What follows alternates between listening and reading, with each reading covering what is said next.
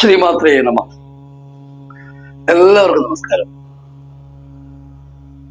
നമ്മൾ ലളിത സഹസ്രനാമത്തിലൂടെയുള്ള യാത്രയിലായിരുന്നു. ധ്യാനത്തെക്കുറിച്ച് അല്ലെങ്കിൽ ധ്യാന ശ്ലോകത്തെ കുറിച്ച് പറയാം എന്നാണ് കഴിഞ്ഞ സെഷനിൽ പറഞ്ഞത്. അധികം നീട്ടാതെ നമുക്ക് ധ്യാനത്തിന്റെ ആദ്യ ധ്യാനത്തിലേക്ക് കടക്കാം. അതിനു മുമ്പ് ഇത് കേൾക്കുന്നവര് ലളിതാ സഹസ്രനാമം പുസ്തകം കയ്യിലിടകൾ അത് എടുക്കണം. എടുത്തിട്ട് വരികൾ തൊട്ട് വായിക്കണം. വരികൾ തൊട്ട് വായിക്കുമ്പോൾ അക്ഷരം തെറ്റാതെ വായിക്കാൻ നിങ്ങൾക്ക് പറ്റും. അപ്പൊ ഒരു കാര്യം ഓർക്കേണ്ടത്, ഒരിക്കലും വരികള് സഹസ്രനാമത്തിലെ വരികള് ഈ ചൂണ്ടുവിരൽ വെച്ച് ചൂണ്ടി വായിക്കരുത്. കാരണം മന്ത്രത്തെ ചൂണ്ടാൻ പാടില്ല. മന്ത്രം ചൂണ്ടുക മഹാപാപമാണ്. അതുകൊണ്ട് നിങ്ങൾ ചെറുവിരൽ കൊണ്ട് തൊട്ട് ആണിത് വായിക്കണം. ആദ്യത്തെ ശ്ലോകം നമ്മൾ ന്യാസം, ഞാൻ നേരത്തെ പറഞ്ഞല്ലോ, നമ്മൾ ന്യസിക്കുക, ന്യാസം എന്ന് പറയുന്ന സംഭവമാണ്. ന്യാസം എല്ലാവർക്കും പറഞ്ഞിട്ടുള്ള കാര്യമല്ല. അതുകൊണ്ട് അതിന്റെ കാര്യമില്ല. നമുക്ക് നമ്മളുടെ കയ്യിൽ ഒരു നല്ല പൂച്ചക്കുട്ടിയെ പോലെ അമ്മയെ കൊണ്ടുനടക്കാൻ കഴിയുമ്പോൾ ഒരു കടുവയാക്കിയിട്ട് കൊണ്ടുനടക്കുന്ന കാര്യമില്ല. അത് സാധകന്മാർക്കുള്ള കാര്യമാണ്. അല്ലെങ്കിൽ നിങ്ങൾ ഇപ്പൊ പോകണ്ട. ഇപ്പൊ നമ്മൾ കാണുന്നിടത്തൊക്കെ ഉള്ള യൂട്യൂബിൽ നോക്കിയാല് ഈ എന്താ പറയാ, ഈ മാർക്കറ്റിൽ പോയതുപോലെ ദീക്ഷ കൊടുക്കുന്ന ആൾക്കാരാണ്. എവിടെ നോക്കിയാലും ശ്രീവിദ്യോപാസന, വരാഹി, ചാത്തൻസ്വാമി, അങ്ങനെ മന്ത്രങ്ങളുടെ ഒരു കളിയാണ്. ദേവിയായിട്ട് നിങ്ങൾ അതിലൊന്നും പോയി വീഴരുത്. ഒരു പാരമ്പര്യ ഗുരുനാഥന്റെ കയ്യിൽ നിന്നല്ലാതെ ദീക്ഷ സ്വീകരിക്കരുത്. ദീക്ഷ നിങ്ങൾക്ക് സ്വീകരിക്കാനുള്ള സമയമാകുമ്പോൾ നിങ്ങൾ ഉപാസകരാവാനുള്ള സമയം. ഉപാസന എന്ന വാക്ക് തന്നെ അടുത്ത്, ഉപാസനം, അടുത്തിരിക്കുക, അമ്മയുടെ അടുത്തിരിക്കുക. ആ സമയമാകുമ്പോൾ നിങ്ങൾക്ക് തീർച്ചയായും നിങ്ങളെ തേടി, നിങ്ങൾ ഗുരുനാഥനെ തേടി പോകണ്ട, നിങ്ങളെ തേടി ഗുരുനാഥൻ വന്നുകൊണ്ട്.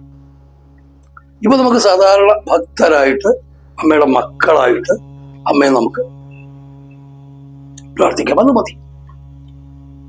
കാരണം നേരത്തെ പറഞ്ഞതുപോലെ ഈ ഉപാസന അല്ലെങ്കിൽ സാധന എന്നൊക്കെ പറയുന്നത് വളരെ എളുപ്പമുള്ളൊരു പണിയല്ല. കാരണം നമുക്ക് വളരെ പ്രിയപ്പെട്ടതിനെ പോലും നമ്മുടെ അടുത്ത് ചിലപ്പോൾ എടുത്തുകൊണ്ട് പോകും. അതുകൊണ്ട് അധികം അങ്ങോട്ട് പോകണ്ട. അനുഭവത്തിനാണ് പറയുന്നത്, അത് ആവശ്യമില്ല. നമുക്ക് ആദ്യത്തെ ശ്ലോകത്തിലേക്ക് കടക്കാം. ആദ്യത്തെ ശ്ലോകം ഇത് കേൾക്കുന്ന എല്ലാവരെയും മനസ്സിലാ ശ്ലോകം വരുമല്ലോ എന്ന് എനിക്കറിയാം. എന്നാലും ഒന്ന്, ഈ നേരത്തെ പറഞ്ഞ പോലെ ഇത് വശിന്യാദി വാഗ്ദേവതകളുടേതായതുകൊണ്ട് തന്നെ അക്ഷരം എന്ന് പറഞ്ഞ സംഭവത്തിൽ വളരെ പ്രാധാന്യമുണ്ട്. ഉച്ചാരണത്തിനൊക്കെ ഒരുപാട് പ്രാധാന്യങ്ങളുണ്ട്. പലപ്പോഴും നമ്മൾ വാക്കുകൾ തെറ്റിച്ച് അർത്ഥമില്ലാതെ ആണ് പലരും ജപിക്കാറുള്ളത്. അങ്ങനെ ജപിക്കരുത്. മനോരൂപേഷു കോദണ്ഡ എന്ന് ജപിക്കുന്ന ഒരുപാട് പേരെ കണ്ടിട്ടുണ്ട്. മനോരൂപേഷു കോദണ്ഡയല്ല, മനോരൂപേ ഇക്ഷു കോദണ്ഡ. ഇക്ഷു കോദണ്ഡം, ഇക്ഷു എന്ന വാക്കിനർത്ഥം കരിമ്പ് എന്നാണ്. അതുകൊണ്ട് നമുക്ക് അതൊക്കെ പിന്നീട് വരുന്ന സെഷൻസിൽ വളരെ വിശദമായ ഓരോ നാമത്തെ കുറിച്ച് നമുക്ക് സംസാരിക്കാം. അതുകൊണ്ട് ആദ്യത്തെ ശ്ലോകം തീർച്ചയായിട്ടും അത് ലളിതാ സഹസ്രനാമത്തിലേക്കുള്ള, അല്ലെങ്കിൽ ശ്രീവിദ്യയിലേക്കുള്ള, അല്ലെങ്കിൽ ശ്രീചക്രത്തിലേക്കുള്ള ഒരു വഴിയാണ്, തുറക്കലാണ്. ലളിതാ സഹസ്രനാമം നിങ്ങളുടെ സപര്യയുടെ ഭാഗമാകുമ്പോൾ, അല്ലെങ്കിൽ നിങ്ങളുടെ ദിനചര്യയുടെ ഭാഗമാകുമ്പോൾ സ്വാഭാവികമായും നിങ്ങൾ അറിയാതെ ഒരാൾക്കൂട്ടം എങ്ങനെയാണോ ഒരാളെ തള്ളി ഒരു സ്ഥലത്തേക്ക് എത്തിക്കുന്നത്, അതുപോലെ നിങ്ങൾ ശ്രീവിദ്യയിലേക്ക് എത്തിക്കും, അല്ലെങ്കിൽ ശ്രീചക്രത്തിലേക്ക് എത്തിക്കും. അപ്പൊ ആദ്യത്തെ ശ്ലോകം അമ്മയുടെ രൂപത്തെക്കുറിച്ച്, ഇനി ഈ രൂപമല്ല വേറൊരു രൂപത്തെക്കുറിച്ച് അടുത്ത ശ്ലോകത്തിൽ പറയുന്നുണ്ട്. ആദ്യ ശ്ലോകം നമുക്ക് നോക്കാം. ശ്ലോകം ഇതാണ്. ശ്രീ ഗുരുഭ്യോ നമഃ.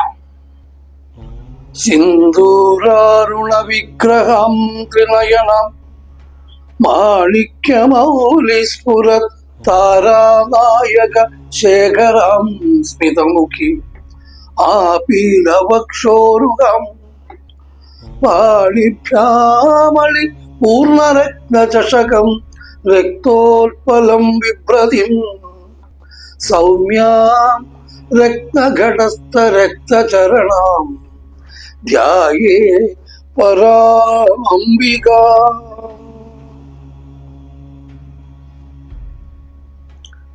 നമുക്കിതിന് അന്വയിച്ചാല് പരാമംബിക സിന്ദൂരാരുള വിഗ്രഹം ത്രിനയനാം മാണിക്യമൗലി സ്ഫുരത്ത് താരാനായക ശേഖരാം സ്മിതമുഖീം ആപീന വക്ഷോരുഹാം പാണിഭ്യാം അളിപൂർണ രക്തചഷകം രക്തോൽപലം വിഭ്രതിം സൗമ്യാം രത്നഘടസ്ഥ രക്തചരണാം ധ്യായേത്. അത് നമുക്ക് വേണമെങ്കിൽ അന്വയിക്കും. അപ്പൊ ഈ വാക്കുകളുടെ അർത്ഥം നോക്കിയാൽ നമുക്ക് നമ്മളുടെ ഉള്ളിലേക്ക് അമ്മയുടെ രൂപങ്ങൾ തെളിഞ്ഞു വരും. സിന്ദൂരം, സിന്ദൂരാരുണ വിഗ്രഹം. സിന്ദൂരം നമ്മുടെ കുങ്കുമം. അരുണം എന്ന വാക്കിന് സംസ്കൃതത്തില് ചുവപ്പ് എന്നർത്ഥം. വിഗ്രഹം എന്ന് പറയുമ്പോൾ രൂപം, അല്ലെങ്കിൽ നമ്മൾ ക്ഷേത്രത്തിലെ വിഗ്രഹം നമ്മൾ ആലോചിക്കേണ്ട രൂപം. സിന്ദൂരാരുള്ള വിഗ്രഹം എന്ന് പറഞ്ഞാല് കുങ്കുമത്തിന്റെ ചുവപ്പ് ശോഭയുള്ള അരുണാഭമായ രൂപം. ത്രിനയനം, 3 കണ്ണുകൾ ദേവിക്കുണ്ട്. ഇത് നമുക്ക് ഒന്ന് തന്ത്രയിലേക്ക് ഒന്ന് മാറാം. ഈ 3 കണ്ണുകൾ എന്ന് പറയുന്നത് ഒരു പ്രതീകമാണ്. ഇച്ഛാശക്തി, ക്രിയാശക്തി, ജ്ഞാനശക്തി. നമ്മളൊരു കാര്യം ആഗ്രഹിക്കുന്നു എന്നുള്ളത് ഇച്ഛ, അല്ലെ? ഇച്ഛാശക്തി. അത് നമ്മൾ ചെയ്യുന്നത് ക്രിയ. ആ ചെയ്യുന്നതിന്റെ നന്മ തിന്മകൾ തിരിച്ചറിയുന്നത് ജ്ഞാനം. അപ്പൊ ഇച്ഛാശക്തി, ക്രിയാശക്തി, ജ്ഞാനശക്തി സ്വരൂപിണി എന്നൊരു വാക്കും സഹസ്രനാമത്തിലുണ്ട്. എന്താണ് ഇച്ഛാശക്തി, ക്രിയാശക്തി, ജ്ഞാനശക്തി എന്നുള്ളതിനെ കുറിച്ച് വളരെ വിശദമായി നമുക്ക് അപ്പോൾ പറയാം. ത്രിനയനം മാണിക്യമൗലി സ്ഫുരത്ത്. മാണിക്യമൗലി, കിരീടത്തില്, മനോഹരമായ കിരീടത്തില് എന്താണുള്ളത്? താരാനായക ശേഖരം. താരാനായകൻ ചന്ദ്രൻ. അപ്പൊ അമ്മ സിന്ദൂരാരുണ വിഗ്രഹയാണ്. ചുവന്ന അരുണാഭമായ നിറത്തോട് കൂടിയുള്ളവളാണ്. അവളുടെ മനോഹരമായ കിരീടത്തില് അലങ്കാരമായി ചന്ദ്രനെ ധരിച്ചിരിക്കുന്നവരാണ്. ഇത് കാമകലാ തത്വവുമായിട്ടൊക്കെ ബന്ധപ്പെടുത്താൻ നമ്മൾ അത്ര വലിയ ഡീപ്പായ ഇടങ്ങളിലേക്ക് പോകണ്ട. അത്ര ഡീപ്പായ ഇടങ്ങളിലേക്ക് താല്പര്യമുള്ളവർ കമന്റ് ഇട്ടാൽ നമുക്ക് അതിലേക്ക് പോവാം. അല്ലാതെ ഇത് സദാ ഭക്തന്മാരെ ഉദ്ദേശിച്ച് ചെയ്യുന്നതുകൊണ്ട് ഈ കാമകലാ തത്വത്തെ കുറിച്ചൊന്നും അങ്ങനെ അധികം ഡീപ്പിലേക്ക് ഞാൻ പോണില്ല.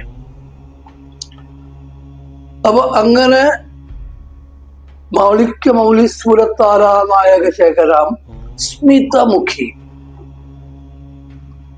ഒരു പുഞ്ചിരിയുണ്ട്. കാരണം എന്റെ നിറം ചുവപ്പാണ്, എന്റെ കിരീടത്തിൽ ചന്ദന ധരിച്ചിരിക്കുന്നു എന്ന് ഉള്ള ഒരു ഭാവമാവാം അമ്മയുടെ മുഖത്ത്. നിങ്ങളൊന്ന് കണ്ണടച്ച അമ്മയെ കണ്ടാല് നിങ്ങൾക്കത് മനസ്സിലാവും. അമ്മയുടെ മുഖത്തിൽ ചെറിയ പുഞ്ചിരി ഇങ്ങനെ ഓടി നിൽക്കുന്നുണ്ട്. എങ്ങനെയുള്ള അമ്മ? ആപീനവക്ഷോരുഹം. ആപീനമായ വക്ഷോരുഹത്തോടു കൂടിയുള്ളവൾ, വലിയ സ്ഥലങ്ങളോട് കൂടിയുള്ളവൾ. എന്തിനാ വലിയ സ്ഥലങ്ങൾ എന്ന് എടുത്തു പറയണത്? ചിലവര് നിങ്ങളുടെ പുരാണങ്ങളിലൊക്കെ സ്ത്രീകളെ കുറിച്ച് ഇങ്ങനെയല്ലേ സംസാരിക്കുന്നതെന്ന് പറയാറുണ്ട്. ഇവിടെ ആപീന വക്ഷോരുഹ, വലിയ വിസ്തൃതമായ പീതമായ സ്ഥലങ്ങളോട് കൂടിയുള്ളവൾ, ലോകത്തിലുള്ള സകല ചരാചരങ്ങൾക്കും പാലൂട്ടാനുള്ള സ്നേഹത്തിന്റെ അമൃതം പേറുന്ന സ്ഥലങ്ങളോട് കൂടിയുള്ളവൾ എന്ന് പറയുമ്പോൾ അമ്മ അത്രത്തോളം സ്നേഹസ്വരൂപിണിയാണ്. കാരണം നമ്മൾ കരയുമ്പോൾ, നമ്മൾ എത്ര നമുക്ക് പാല് തരില്ല എന്ന് പറഞ്ഞാലും നമ്മൾ വല്ലാതെ കരയുമ്പോൾ അമ്മ നമ്മൾ എടുത്ത് പാലൂട്ടും. അപ്പൊ അങ്ങനെ ലോകത്തിൽ മുഴുവൻ പാലൂട്ടാൻ പ്രാപ്തമായ സ്ഥലങ്ങളോട് കൂടിയുള്ളവൾ. എന്നിട്ടോ അവളുടെ കയ്യില് പാണിഭ്യാം, പാണിഭ്യാം എന്ന് പറഞ്ഞ കയ്യില്, പാണിഭ്യാം അളി പൂർണ്ണ രത്നചഷകം. അമ്മയുടെ കയ്യില് ഈ ചുവന്ന നിറമുള്ള അമ്മയുടെ കൈയും ചുവപ്പായിരിക്കുമല്ലോ. സൗന്ദര്യലഹരിയൊക്കെ എടുത്ത് നോക്കുമ്പോൾ നമുക്കറിയാം ഇതിന്റെ അപ്പുറത്തേക്ക് സൗന്ദര്യം ഇല്ല. അതാണ് സൗ എന്നൊക്കെ പറയുന്നത്. അങ്ങോട്ടൊക്കെ പിന്നെ പോവാം. സൗന്ദര്യം, ഒരു മനുഷ്യനെ, ഒരാൾ മരിച്ചു പോകുന്ന സൗന്ദര്യം, കണ്ടു കഴിഞ്ഞാൽ ഒരു നിമിഷത്തേക്ക് സ്തബ്ധമായി പോകുന്ന സൗന്ദര്യം. അതുകൊണ്ടാണ് എപ്പോഴും മൗനത്തിന് തന്ത്ര പ്രാധാന്യം കൊടുക്കുന്നത്. നമുക്കൊരു വികാരം വല്ലാതെ ഉണ്ടാകുമ്പോ നമുക്ക് അപ്പോൾ സംസാരിക്കാൻ പറ്റില്ല. ഒരു നല്ല കാഴ്ച, ആദ്യമായിട്ട് കൈലാസപർവ്വതം കാണുന്ന ഒരാൾ, അല്ലെങ്കിൽ ആദ്യമായിട്ട് മാനസരോവർ കാണുന്ന ഒരാള്, മനോഹരമായിട്ടുണ്ട് മാനസരോവർ നല്ല പറയാം. ഇത് കണ്ടാല് നമ്മളുടെ വാക്കുകളൊക്കെ നിശബ്ദമായി പോകുന്ന, വാക്കുകളൊക്കെ നിന്നു പോകുന്ന ഒരു അവസ്ഥയുണ്ട്. ഒരു എക്സൈറ്റ്മെന്റ് ആയി പോലെയുള്ള ആ ഒരു അവസ്ഥ. ഈ ഒരു അവസ്ഥയിലേക്ക് എത്തിക്കാൻ കഴിയുന്ന സൗന്ദര്യത്തിന്റെ ഉടമയായ അമ്മ, സിന്ദൂരാരുണ വിഗ്രഹയായ അമ്മ, ചന്ദ്രനെ കിരീടത്തിൽ ധരിച്ചിരിക്കുന്ന അമ്മ. അമ്മയുടെ കൈയും ചുവപ്പായിരിക്കും, നല്ല ചുവപ്പായിരിക്കും. ആ ചുവപ്പ് കൈകൾ കണ്ടിട്ട് ഇത് താമരപ്പൂവാണോ എന്ന് വണ്ടുകൾക്കൊരു തോന്നല്. ആ വണ്ടുകൾ ഇങ്ങനെ അമ്മയുടെ കൈകൾക്ക് ചുറ്റും ഇങ്ങനെ പാറി നടക്കുക. വണ്ട് കൺഫ്യൂസ്ഡ് ആണ്, ഇത് താമരയാണോ കൈകളാണോ എന്നറിയില്ല. അത് പോരാതെ അമ്മയുടെ കയ്യിൽ എന്തുണ്ട്? പാണിപ്യാമളി പൂർണ്ണ രത്ന ചഷകം. ഒരു രത്ന ചഷകമുണ്ട്. നിങ്ങളത് മനസ്സിൽ കാണും. ഇത് പറയുമ്പോ ഒന്ന് കണ്ണടച്ചിട്ട് അമ്മയൊന്ന് കണ്ടു. അമ്മയുടെ കണ്ണില് കയ്യിലൊരു രത്ന ചഷകമുണ്ട്. അതില് ചഷകം എന്തായാലും കാലിയാവില്ല, അതിൽ മധുവാണ്. വീണ്ടും സൗന്ദര്യലഹരിയെ കണക്ട് ചെയ്ത് പോകുന്നു. സൗന്ദര്യലഹരി നമ്മളൊരു വളരെ ബഹുമാനപ്പെട്ട സുഹൃത്ത് പറഞ്ഞതുപോലെ സൗന്ദര്യലഹരി മാത്രം ചെയ്യാനിരിക്കണം. അതുകൊണ്ട് അപ്പോൾ നമുക്ക് അതിനെക്കുള്ള വിശദമായി പറയാം.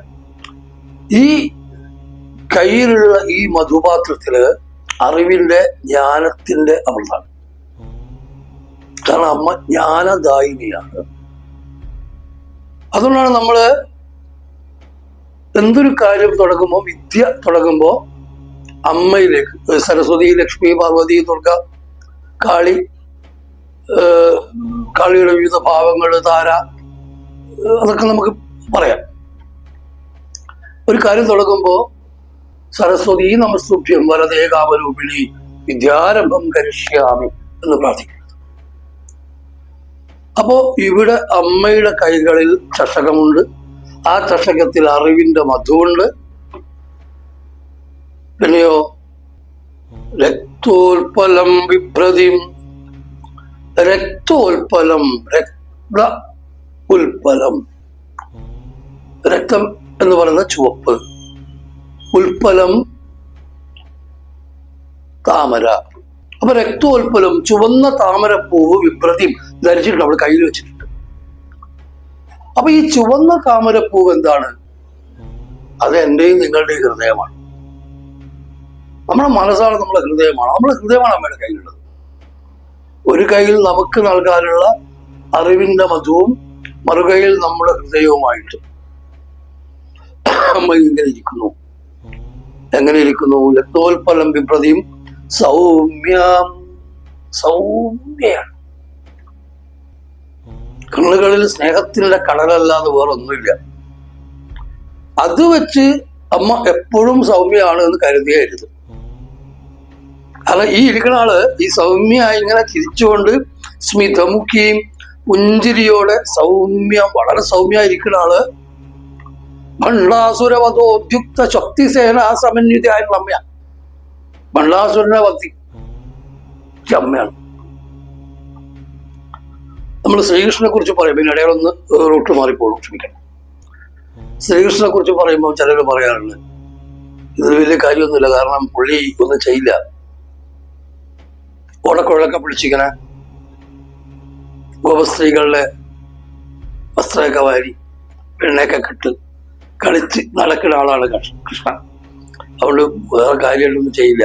പക്ഷെ ഒന്ന് ആലോചിക്കണം, പണ്ട് പ്രഹ്ലാദൻ മണ്ണിലും വെള്ളിലും തൂണിലും ഒക്കെ ഉണ്ട് എന്ന് ചോദിച്ചപ്പോൾ ഹിരണ്യകശിപു ഒരു ചോദ്യം ചോദിച്ചു, ഈ തൂണിലുണ്ടോ, ഈ സ്തംഭേദി ഈ തൂണിലുണ്ടോ? ഉണ്ട്. അപ്പൊ ഗത കൊണ്ട് അടിച്ചപ്പോ പുറത്ത് വന്നതും ഇതേ കൃഷ്ണനാണ്. പക്ഷെ അപ്പോഴും പേര് നരസിംഹം എന്നാണ്, അല്ലേ? അപ്പൊ ഈ അമ്മ സൗമ്യയാണ് എന്ന് വെച്ചിട്ട് അമ്മ പരിപൂർണ സൗമ്യല്ല. അമ്മ സൗമ്യ ആർക്കാണ്? അമ്മയുടെ മക്കൾക്കാണ്. അമ്മയെ സ്നേഹത്തോടെ, അമ്മയെ ഭക്തിയോടെ കാണുന്നവർക്ക് അമ്മ സൗമ്യം. വളരെ കൂളാണ് അമ്മ. പിന്നെ ഇരിക്കണതോ രത്നഘടസ്ഥ രക്തചരണം.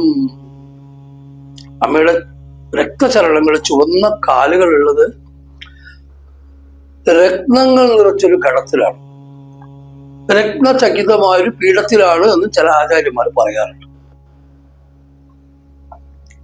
അപ്പോ അമ്മ ഇങ്ങനെ നേരത്തെ പറഞ്ഞ പോലെ ഈ ചുവന്ന നിറത്തോടെ പുഞ്ചിരിയോടെ ഈ കിരീടത്തില് ചന്ദ്രക്കല ചന്ദന ധരിച്ച് 3 നയനങ്ങളോടെ പുഞ്ചിരിയോടെ സൗമ്യഭാവത്തില് ഒരു കയ്യില് രത്നചഷകവും മറു കയ്യില് ചുവന്ന താമരപ്പൂവും പിടിച്ച് രത്നങ്ങൾ നിറച്ചൊരു ഘടത്തില് രത്നങ്ങൾ വെച്ച അലങ്കൃതമായ ഒരു പീഠത്തില് കാല് വെച്ച് ഇങ്ങനെ ഇരിക്കുകയാണ്. അപ്പൊ ഈ മന്ത്രം ഞാൻ നേരത്തെ പറഞ്ഞു, ഇത് ശ്രീവിദ്യയുടെ അല്ലെങ്കിൽ ശ്രീചക്രത്തിലേക്കുള്ള പ്രവേശന ദ്വാരമാണ്, അല്ലെങ്കിൽ ലളിത സഹസ്രനാമത്തിന്റെ ഹൃദയമാണ് ഈ മന്ത്രം, ഈ ധ്യാനം എന്ന് പറയാം.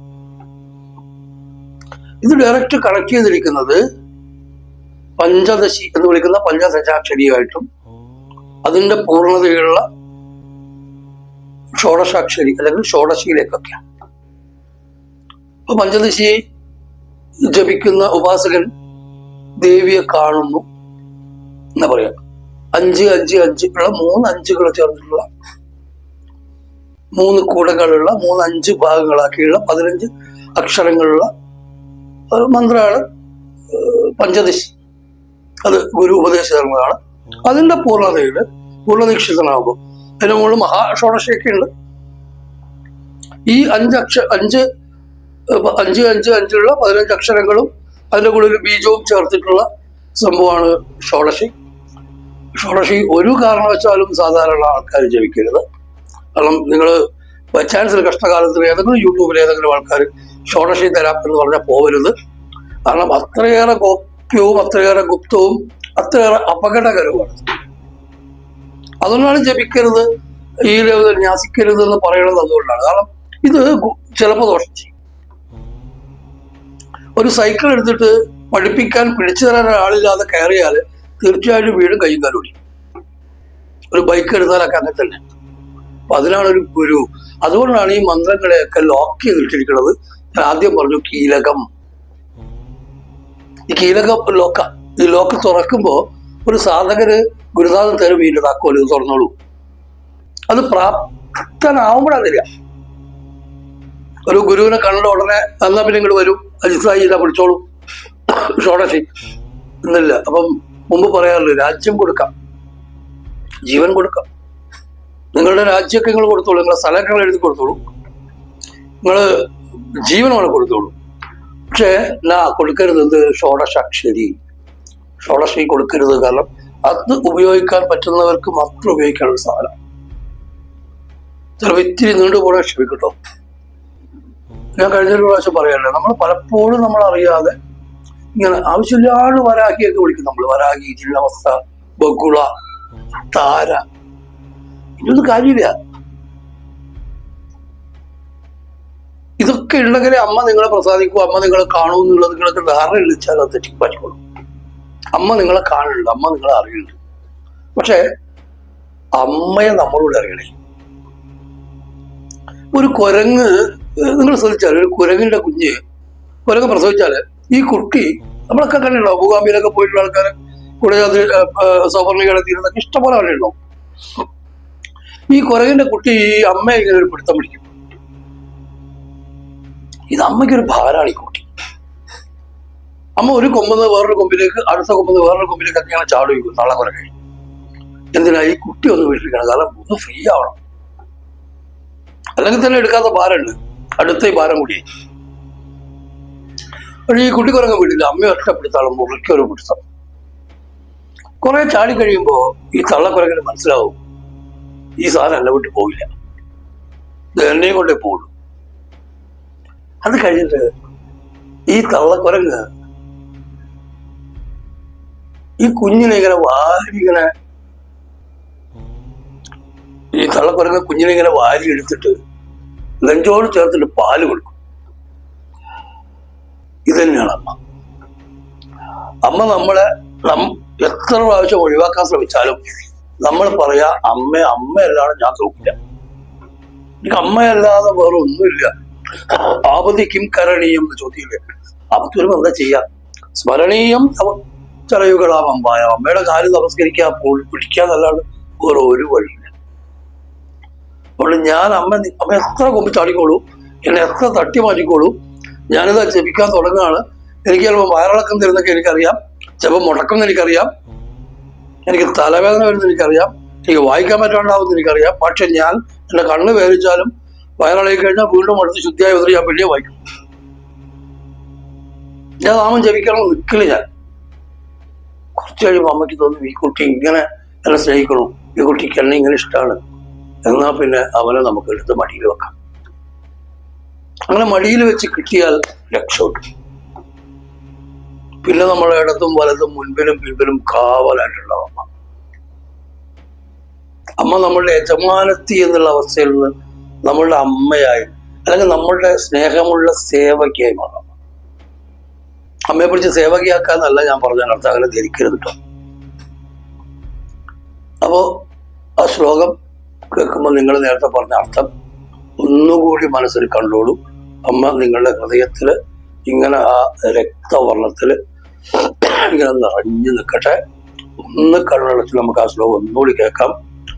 സിന്ദൂരാരുണ വിഗ്രഹം ത്രിനയനം മാണിക്യമൗലിസ്ഫുരത് താരാനായക ശേഖരം സ്മിതമുഖിം ആപീന വക്ഷോരുഹം പാണിഭ്യാമളിപൂർണ രത്നചഷകം രക്തോൽപലം വിപ്രതിം സൗമ്യാം രക്തഘടസ്ഥ രക്തചരണം ധ്യായേ പരാമംബികം. അങ്ങനെ ഈ ലോകത്തിലെ മുഴുവൻ പാലിക്കുന്ന ത്രിലോകപാലിനിയായ ത്രൈലോക്യ സുന്ദരിയായ ത്രിപുര സുന്ദരിയായ സാക്ഷാൽ ലളിതാ പരമേശ്വരി ഇത് കേൾക്കുന്ന നിങ്ങൾ ഓരോരുത്തരെയും അനുഗ്രഹിക്കട്ടെ എന്ന് മാത്രം പ്രാർത്ഥിക്കുന്നു. നിങ്ങളുടെ ഉള്ളിൽ, എല്ലാവരുടെ ഉള്ളിലുള്ള ആ ദേവിയുടെ അംശത്തെ, സാക്ഷാൽ ശിവ പാർവതി അംശത്തെ കണ്ട് നിങ്ങളുടെ മുമ്പിൽ നമസ്കരിക്കുന്നു. നമുക്കിന്റെ അടുത്ത ശ്ലോകത്തിലേക്ക് ധ്യായേ പത്മാസനസ്ഥാം വികസിതവദന പത്മപത്രായ ദാക്ഷി എന്ന ശ്ലോകത്തിലേക്ക് അടുത്ത സെക്ഷനിൽ പോവാം. ഇത് ഇത്തരം കാര്യങ്ങൾ താല്പര്യമുള്ള ആൾക്കാരിലേക്ക് നിങ്ങളിത് എത്തിക്കണം. കാരണം ലോകത്തില് ഈ കലിയുഗത്തിൽ എല്ലാവർക്കും അമ്മയുടെ അനുഗ്രഹം ഉണ്ടാവട്ടെ. നിങ്ങളുടെ അഭിപ്രായങ്ങൾ, നിർദ്ദേശങ്ങൾ തീർച്ചയായിട്ടും കമന്റായിട്ട് രേഖപ്പെടുത്തണം. അതിനനുസരിച്ച് നമുക്ക് അടുത്ത സെഷൻസ് മുന്നോട്ട് പോവാം. ഇത്ര നേരം എന്നെ ശ്രമിച്ച എല്ലാവർക്കും നന്ദി. ഇതിൽ നിങ്ങൾക്ക് എന്തെങ്കിലും മോശമായി തോന്നിയിട്ടുണ്ടെങ്കിൽ അതൊക്കെ എൻ്റെത് മാത്രമാണ്. നല്ലതൊക്കെ അമ്മയുടെയും എൻ്റെ ഗുരുനാഥന്റെയാണ്. ശ്രീമാത്രേ നമഃ.